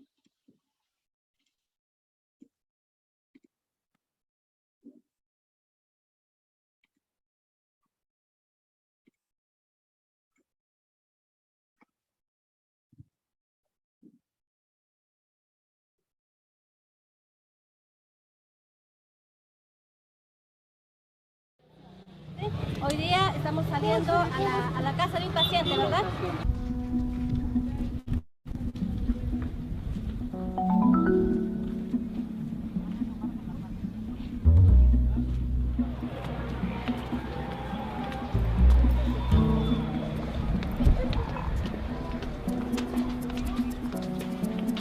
Venimos a hacerte la visita como siempre y para dar tratamiento.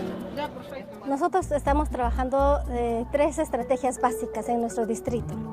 Uno es el DOTS comunitario, que son con el apoyo de promotoras de salud que van a las casas a darles el tratamiento, a buscar sintomáticos, a dar las charlas en las casas. Ayudan a orientarnos, a informarnos. Y es bueno porque lo hacen voluntariamente, se ganan el cariño de las personas. Y la otra parte, la otra estrategia que estamos trabajando es Familias Saludables en TV, que ya no es ver a la persona enferma como enferma, no es así. Ahora tenemos que ver a la persona en su campo más integral. Entonces, familia, entorno y comunidad.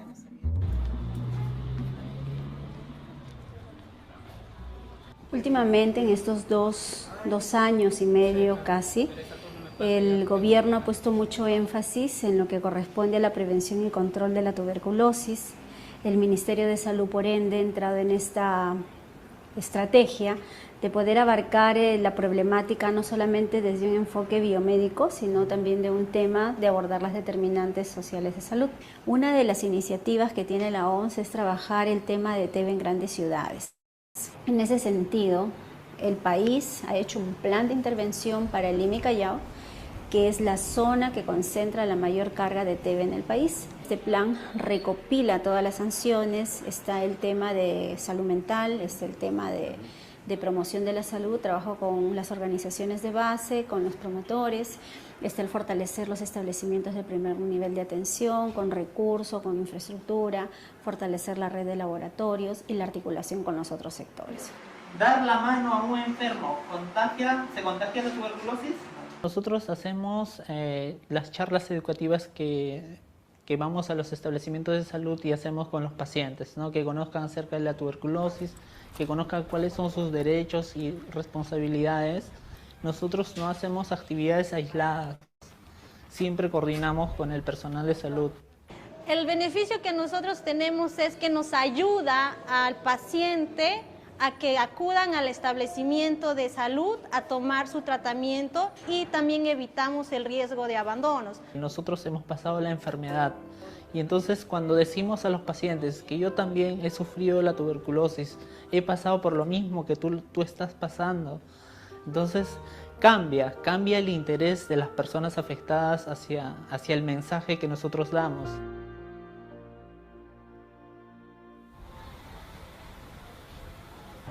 Señor, adelante. Buenas tardes. Pregunte, dígame. Quería pedirle un favor. Ya, ¿Me podría escucho. dar alguna pastilla, algún jarabe? Tengo una tos de más de 15 días. 15 días ya. ¿Usted se ha realizado diagnósticos ya si es que tiene tos? No, todavía no. Primeramente, señora, debería acercarse al centro de salud para que hagan un análisis, descarten a qué se debe esa tos que usted tiene. Bueno, la farmacia es la primera puerta de consulta para los pacientes con TB, se podría decir acá en el distrito, porque las personas en esta zona, cuando tienen cualquier molestia, lo primero que van es consultar a la farmacia. En las capacitaciones nos han enseñado que, que cada paciente se acerca, para no recetarle ningún medicamento, previo diagnóstico tiene que ser primeramente, ¿no? Con las boticas y las farmacias hemos hecho un trabajo en forma aliada, en forma conjunta, ¿no? Que seamos parte de uno solo en lucha de la tuberculosis. La detección de sintomáticos se ha incrementado gracias a todo un proceso de estrategia comunicacional que hemos venido desarrollando en estos 2 últimos años. Le hemos dado mucha fuerza a ese tema de difusión porque queremos romper el estigma y la discriminación. Y eso ha favorecido a que podamos trabajar articuladamente con varios actores a fin de poder todos lograr el único objetivo de controlar la TB en nuestro país. Entonces, esa articulación que venimos dando desde el Ministerio de Salud en coordinación con las actividades de promoción y los promotores de salud que también intervienen como parte de esta red, las organizaciones de afectados también, hace que de una u otra manera mejoremos la detección de la búsqueda del sintomático y logremos bajar, ¿no?, el número de casos tal como se vienen registrando a la fecha según nuestros indicadores epidemiológicos reportados. El impacto que hemos tenido nosotros ha sido que hemos detectado más casos de TB. Hemos tenido más personas con tuberculosis, pero no porque se enfermen, sino porque estamos diagnosticando más personas. Entonces, al buscar más sintomáticos, hemos encontrado más casos de pacientes con TB. ¿Y qué hemos hecho? Hemos dado el tratamiento más rápido, un tratamiento oportuno y un tratamiento adecuado. Me detectaron y tenía que venir acá todos los días, pero a veces no podía mover en los pies. Y le dije que no podía venir y mandaron a la señorita Liz para que vaya a mi casa allá todos los días. Lo normal era que me dar eso, a veces le dan de repente a los que no comen bien, de repente a la gente que era drogadicta, ¿no?, que está en las calles. Y yo nada que ver, no soy así, eso le puede dar a cualquiera. Bueno, el mejor beneficio es poder ocupar espacios de mesa de concertaciones donde no había antes, participación de la sociedad civil afectada. La tuberculosis cambió totalmente mi vida, ¿no? Ahora lo único que quiero es que las personas salgan adelante, ¿no? Que se curen, que terminen su tratamiento. Estoy viviendo esta experiencia de lo que es la tuberculosis. Sé que esta enfermedad tiene cura. Seguir para adelante, el ánimo, las ganas, las fuerzas. Para mí es importante, es muy importante este trabajo que realizo como voluntaria. No espero nada, lo que espero son bendiciones. Creemos que a través de estos promotores de salud estamos logrando concientizar más, ¿no?, al paciente para que pueda ser adherente al tratamiento y podamos cumplir la tan deseada curación, que es la meta que nos hemos propuesto como país y a nivel mundial también, ¿no?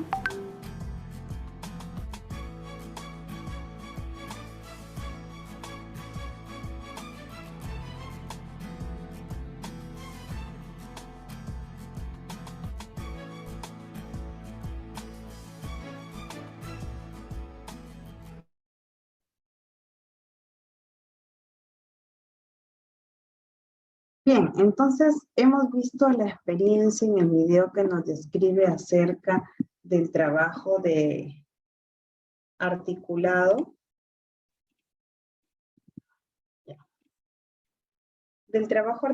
que viene desarrollando la estrategia de tuberculosis, ¿no?, en la experiencia de San Juan del Lurigancho. Y hemos podido observar cuáles son los resultados, cómo se pudo diagnosticar precozmente y cuál fue el plan de acción. Y como se pueden dar cuenta, no es que ya se diagnosticó la TBC, se le da el tratamiento y chao. No, sino que es una estrategia donde se hace el seguimiento con las visitas domiciliarias. Porque está bien, la tuberculosis es una enfermedad curable, pero si no se trata a tiempo, va a contagiar a todos los integrantes de la familia. Y también se considera que esta persona no se ve como el raro, no se ve como, ay, el enfermo, el tuberculoso, no, sino se le ve como un ser que tiene una patología, pero se aplica en bases no discriminativas y se le ve a la persona de una forma holística, de una persona íntegra, que también está pasando por un proceso de salud mental que puede ser agobiante a medida de que siente el rechazo de las personas porque como saben que la TBC es tuberculosa, se le van a alejar y lo van a discriminar, ¿no? Entonces, es importante en primer lugar como tratamiento precoz la vacunación, ¿sí? Y se les da su vacuna de la BCG a los recién nacidos, ¿no? Nos protege de las formas más graves de la patología, como la meningitis tuberculosa y la tuberculosis miliar. ¿Cuál es el tratamiento que se le hace, no? Se hace, bueno, con medicación como la isoniazida, pero también es importante, más que la administración de los medicamentos, también es educación y información que se hace hacia la comunidad. Ustedes vieron en el video a las licenciadas que no iban solas, sino que iban con los agentes comunitarios. Vieron personas que están realizando actividades y pertenecen tal vez a una ONG. Entonces son personas voluntarias que pertenecen a una red y que lo hacen ad honorem, lo hacen porque les gusta, porque no cualquier persona tiene ese tipo de cualidades que son admirables, ¿ah? Porque ellos implican ver su tiempo, ayudar para detener la enfermedad, controlarla. Entonces, mientras el personal de enfermería se encarga de hacer el seguimiento, ellos también hacen un seguimiento y hacen un tipo de referencia domiciliaria porque identifican, ¿no? Y eso es parte de la gestión y de los procesos que se realizan para el mejoramiento de la salud pública, en este caso, de la tuberculosis. Entonces, cuando se identifican sintomáticos respiratorios, ¿qué son los sintomáticos respiratorios? Son los pacientes que manifiestan síntomas, ¿no? Que no son asintomáticos, sino más bien todo lo contrario. Manifiestan tos, manifiestan estornudos y que acuden a los servicios de salud por los mismos síntomas que padecen. Otro, ¿por qué se comienza a educar en aquellos enfermos para que reciban el tratamiento que sea completo, se les haga el seguimiento, no abandonen el tratamiento, sino hacen resistencia y se haga una vigilancia comunitaria? Recuerden que hay vigilancia ciudadana, vigilancia comunitaria. En este caso, se aplica la vigilancia comunitaria o común. Los exámenes que se consideran en la tuberculosis, pues el primero básico es el esputo, ¿no? El examen del esputo, ¿no? Que es prácticamente toser, si tiene tos por más de 15 días, un poco de ese síntoma respiratorio, un poco de esa expectoración, lo colocan en un frasquito, lo pasan y ven si es positivo o negativo para ver la flema, qué es lo que contiene, si contiene el bacilo de Koch o no. En los pacientes cuando tienen ese esputo, el resultado del esputo es negativo, y se les hace un diagnóstico, tampoco no se les deja. Y en los que tienen positivo y ya se comienza con el primer esquema del tratamiento. Entonces, la tuberculosis es como el tratamiento es gratuito, ¿sí? Así como el Estado invierte en toda la escala del tratamiento de TBC, también el Estado invierte en toda la escala del TARDA, en el caso del VIH. Entonces, aquí también son algunas consideraciones, ¿no? Que se toman en cuenta cuando se encuentra un paciente en casa con TBC, ¿no? Por ejemplo, el apoyo familiar, no discriminarlo, pero sí ser selectivo con los utensilios que utilicen para ellos, no abandonar el tratamiento, darle mucha fortaleza. Sobre todo vemos familias que no parecen familias, parecen amigos, ¿no?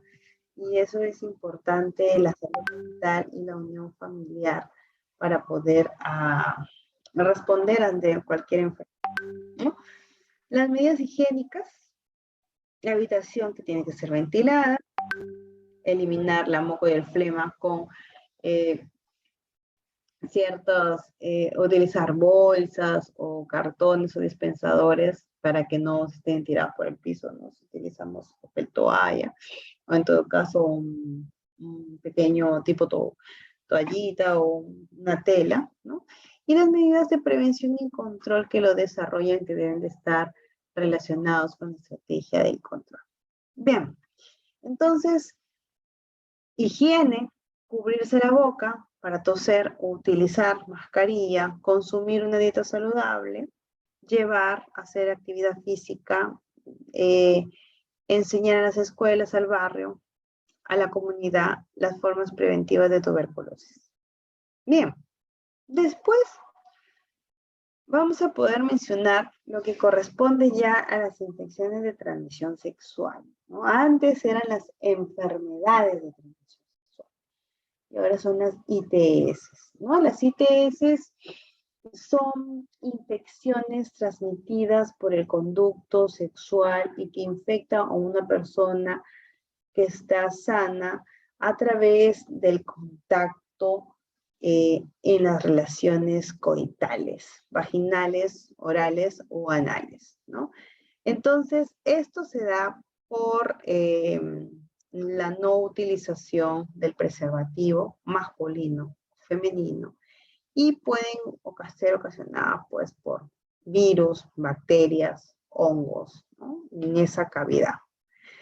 Se retransmite desde una persona enferma a una persona sana y tenemos muchas, ¿no? También el esquema lo manejan como síndrome, ¿no? El síndrome por un manejo sindrómico.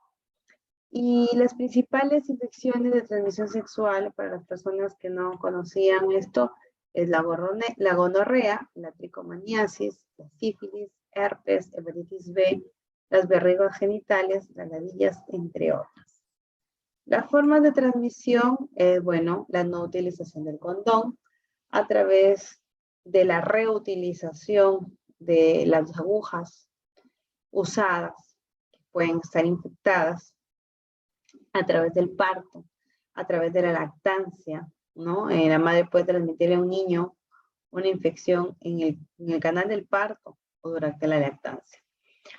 ¿Cuáles son los factores que van a favorecer, ¿no? Por ejemplo, la no utilización del condón, al menos si no es una pareja estable, ¿no?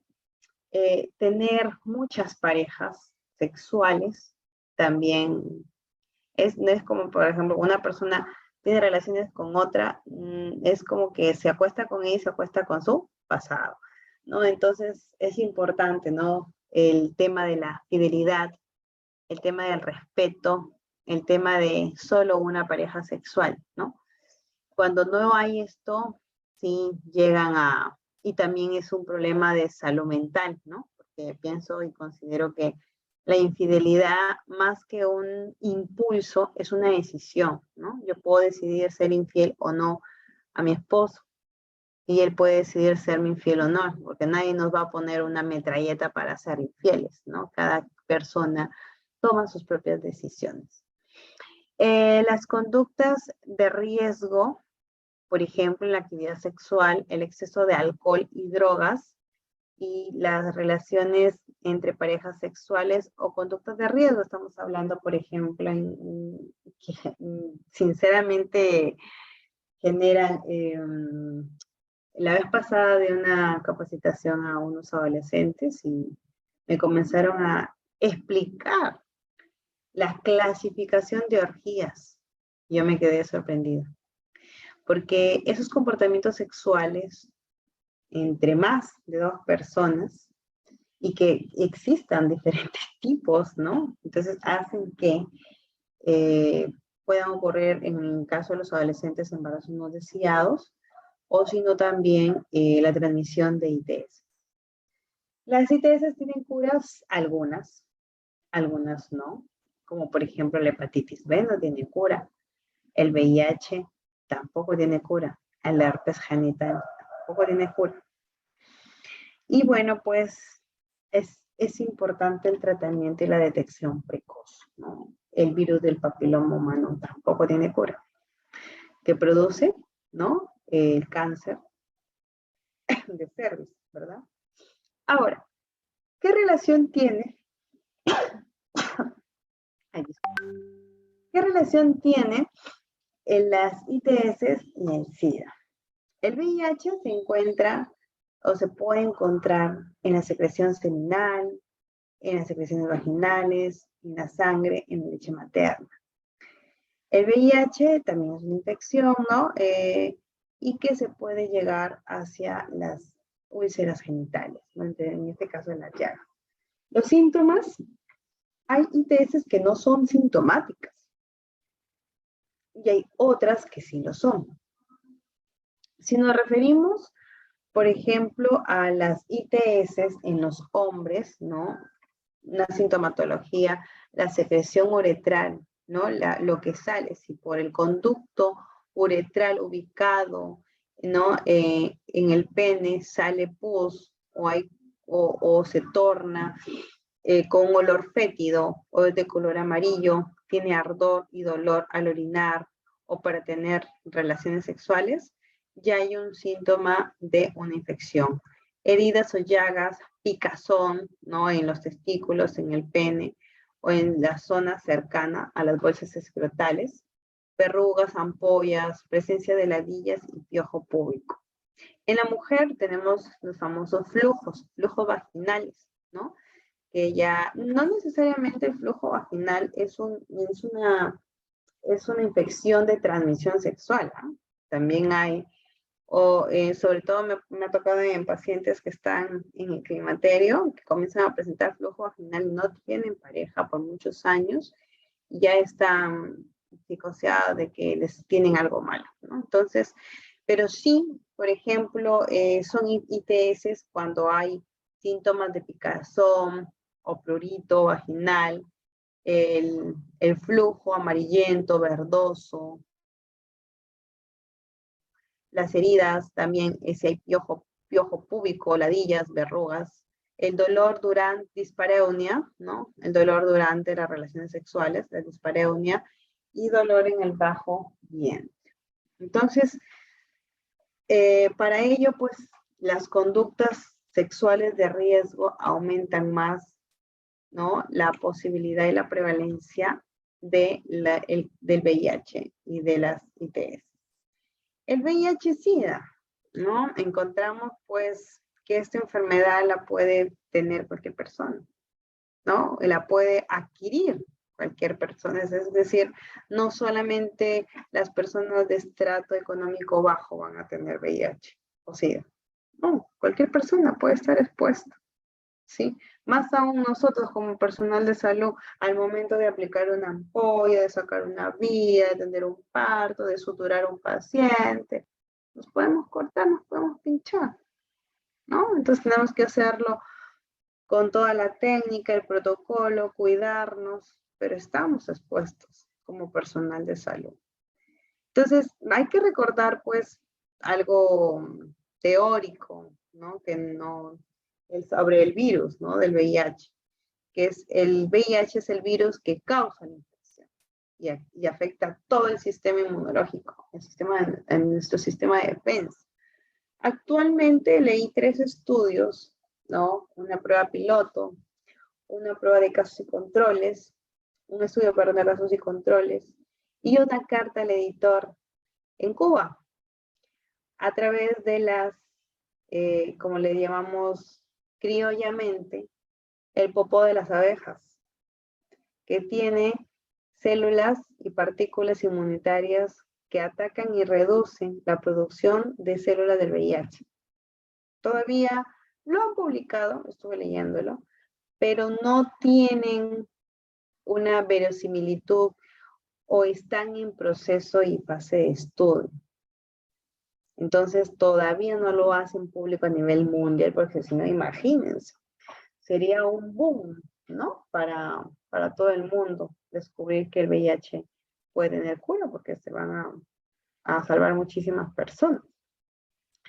El SIDA.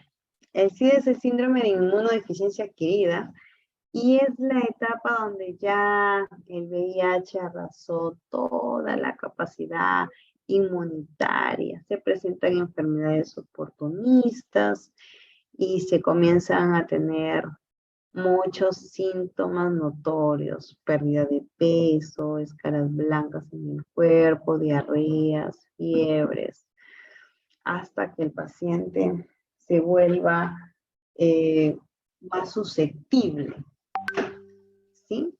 Más susceptible a este tipo de situaciones, ¿no? Donde se va a desenvolver las manifestaciones del SIDA.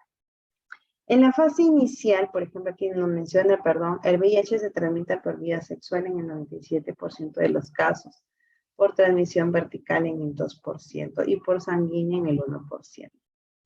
La fase inicial, cuando la persona se infecta y tiene su sistema inmunológico alto, entonces lo pasa como si fuese una gripe.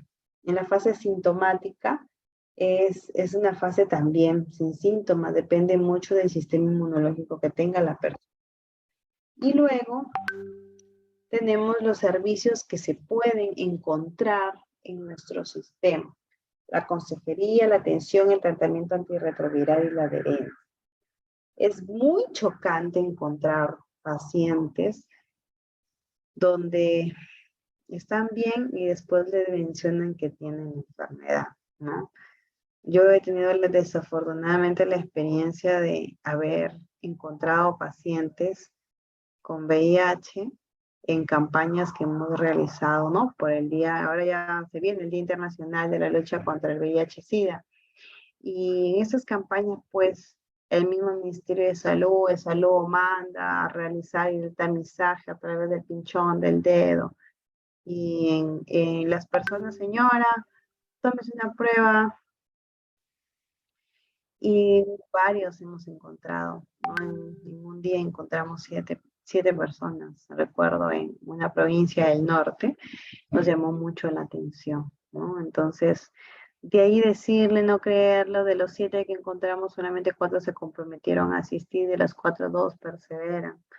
Y el resto, pues, se comenzó a recordar con quienes habían estado, con sus parejas sexuales, y es un tema muy complejo y muy doloroso también, ¿no? Pero ahí está. El proveedor sanitario tiene que prestar sus servicios para que pueda desenvolverse y pueda reducir, ¿no? Al menos en un grado de patogenicidad de lo que corresponde al VIH. ¿Cómo se previene el VIH?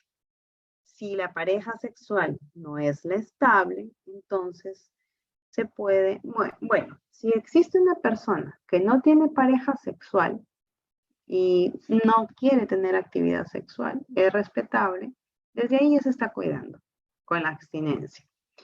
Pero si tiene su pareja sexual o tiene una actividad sexual muy frecuente, no puede estar sin ejercer su sexualidad, pero no tiene su pareja estable, entonces lo ideal es protegerse con condón, ¿no? Y si es su pareja estable y sabe que es bien, entonces se supone que los dos se cuidan, ¿no? La monogamia, tener una sola pareja, y la fidelidad. Y el uso adecuado del preservativo. La transmisión de VIH por vía sanguínea a través de las transfusiones o por también los objetos punzocortantes, ¿no? Entonces ahí pues se tienen que tomar en cuenta, analizar. Es más, bueno, antes de la pandemia, todo el personal de mi trabajo fuimos a donar. Habían baleado a un señor, necesitaba devolver 20 unidades de sangre, y fuimos 20 de nosotros a donar una unidad cada uno. Y efectivamente, después de que, antes de que dones, te sacan todos los análisis correspondientes para saber si estás apto o no. Bueno, fuimos 20 a donar y de los 20 solamente 15 pudimos donar, ¿no? Entonces, ¿por qué? Porque dentro de los establecimientos de salud respetan el protocolo para ver, pues, para evitar y para prevenir una infección, ¿no? Por VIH en transfusiones sanguíneas. Las agujas y las jeringas siempre tienen que ser descartables. Aguja usada, aguja que se tiene que botar. Y bueno, pues una transmisión inevitable, ¿no? Una transmisión que es la vertical de madre a niño, que se tiene que hacer pues una cesárea para no llegar a contagiar, para que no se pueda llegar a sufrir con la transmisión vertical, ¿no? Y mucho menos la lactancia. No es aceptable en un bebé de una madre con VIH positivo. Bien, entonces para ello, tanto en la tuberculosis, estilos de vida saludables, en el VIH-Sida, en las ITS, tener una salud sexual reproductiva saludable. Y para ello tenemos que, ¿cuáles son los estilos? ¿No? Por ejemplo, los hábitos. Los hábitos son las acciones que nosotros realizamos de forma diaria, consolidada, que no debemos dañar a nadie, ni mucho menos a nosotros, que nos permitan desarrollarnos como potencial humano, que nos ayuden a ser seres útiles en esta sociedad y que nos permita tener y adquirir conocimiento. Todos los días nosotros aprendemos. Todos los días. No se vaya. Uy, ¿alguien activó su micro por allí? A ver. Por allí creo. A Jenny se le activó su micro. Ya. Ya la silenciamos a Jenny. A ver, ¿quién más? Bien. Entonces, ¿en qué nos quedamos? En los estilos de vida saludable que debe tener toda persona, ¿no? Bien, la transmisión vertical del VIH no solo va a contagiar VIH, o transmitir, perdón, la palabra correcta es transmitir el VIH de madre a hijo. También le puede transmitir el hepatitis, la sífilis, ¿no? Entonces, esas dos patologías más también se pueden. ¿Cómo se puede evitar entonces? Para evitar una transmisión, si es una madre que está gestando y ya tiene el diagnóstico de VIH, entonces que con mayor énfasis tiene que realizar sus controles prenatales y programar su cesárea. Información durante todo el proceso de la atención, en los controles de embarazos, en la atención prenatal y también la frecuencia de sus análisis que le permitan ¿no? Tener una mejor vigilancia con el personal de salud. Si el resultado diera positivo, entonces de VIH, ¿no? Ahora sacan las pruebas rápidas a través de la punción del dedo y unas gotitas de sangre, luego ya se pasaría a una prueba de ELISA, ¿no? Y la prueba del Western blot, ¿no? Entonces, ¿qué pasaría si de esas pruebas resultan positivas? En primer lugar, no asustarse, que va a ser inevitable, ¿verdad? En segundo lugar, ya se comienza, si está gestando, pasaría con el personal indicado y especializado para poder darle el esquema de tratamiento del TAR, que es el tratamiento antirretroviral preventivo y con ello pueda proteger al bebé, ¿sí?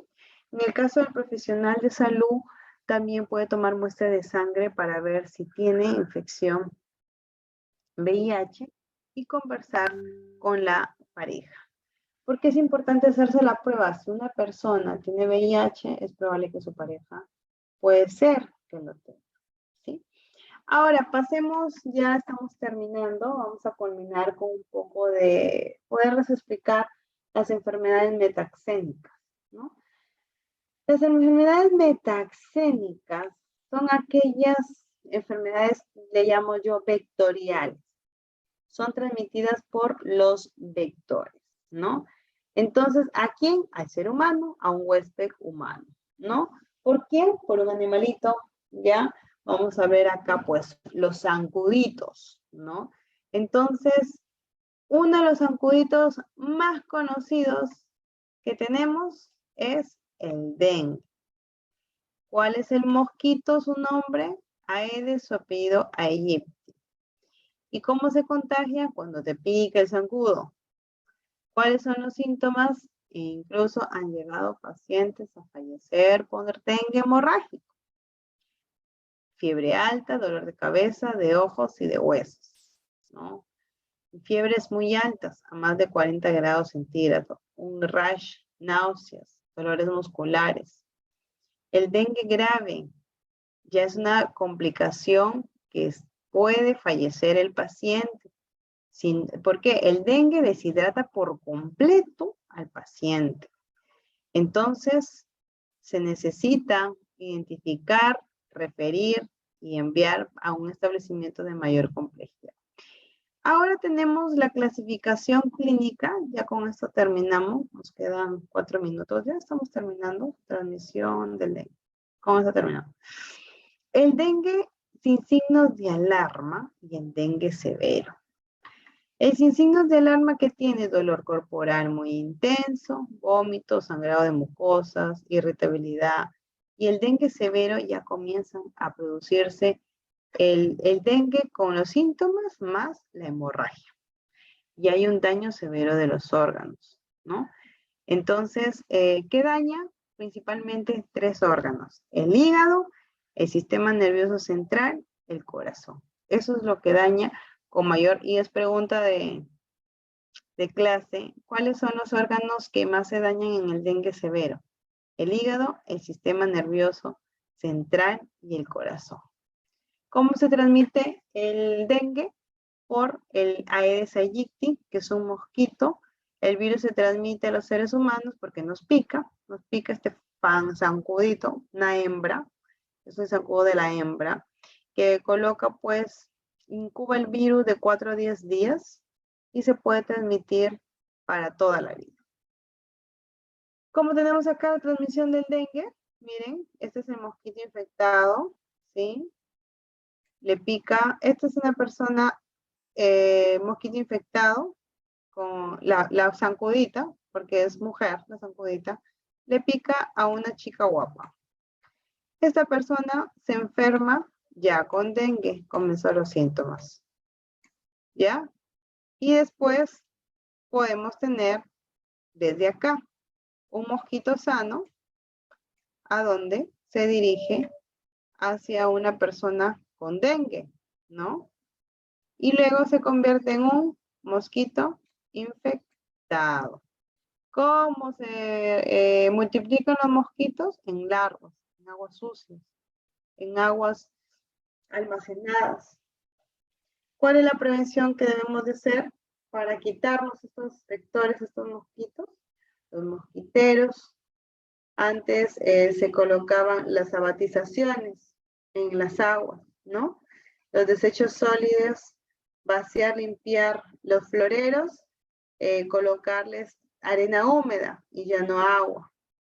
Aplicar insecticidas, protección personal en el hogar, los mosquiteros en la ventana de celosía, ¿no? Usar ropa manga larga, materiales con insecticidas, espirales y vaporizadores. Y luego mejorar la participación en movilización comunitaria, vigilar los vectores. Bien, luego tenemos otras enfermedades ya regionales, que es el Zika, la chikungunya, ¿no? Por ejemplo, en Tumbes, dependiendo de cada región, encontramos en Tumbes al dengue, malaria, chikungunya, también encontramos al famoso Zika. ¿Qué produce Zika? Microcefalia en los niños. ¿Cómo se transmite? Ya que este famoso Aedes aegypti transmite muchas enfermedades, no solo dengue, sino chikungunya, y una variante de la Aedes transmite el Zika. Es bien famoso este zancudito, ¿sí? ¿Cuáles son los síntomas del Zika, de la chikungunya? Igual pueden ser similares a los del dengue: fiebre alta, dolor intenso en articulaciones, pero en la chikungunya comienza un sarpullido y malestar general. ¿Ok? Entonces, ¿qué vemos? Igual, todo el paquete que se desarrolla con la prevención del dengue, se utiliza también ese paquete, ¿no? El reducir o evitar aguas almacenadas, aguas donde se pueda formar la larva, o si no, cambiar por arenas húmedas, o si no, en los recipientes que se quedan con agua después de una lluvia, ¿no? Ese se estanca, las aguas estancadas. Bien, chicos, ya llegamos. Me hubiese gustado avanzar hasta malaria, pero ya lo vamos a dejar para la otra semana, ¿sí? Cualquier consulta pueden escribirnos a ESIEC para que puedan ustedes responder. Mañana sí me comprometo a enviar, he tenido hoy día unos casos terribles, por mi situación laboral, pero ya mañana estoy enviando el último cuestionario de lo que corresponde a emergencias y urgencias y los 2 cuestionarios de gestión en salud pública. Muchas gracias, nos vemos hasta el próximo martes. Cuídense, bendiciones. Gracias. Bendiciones, Gracias. doctora. Hasta luego, buenas noches. La próxima semana. Buenas noches.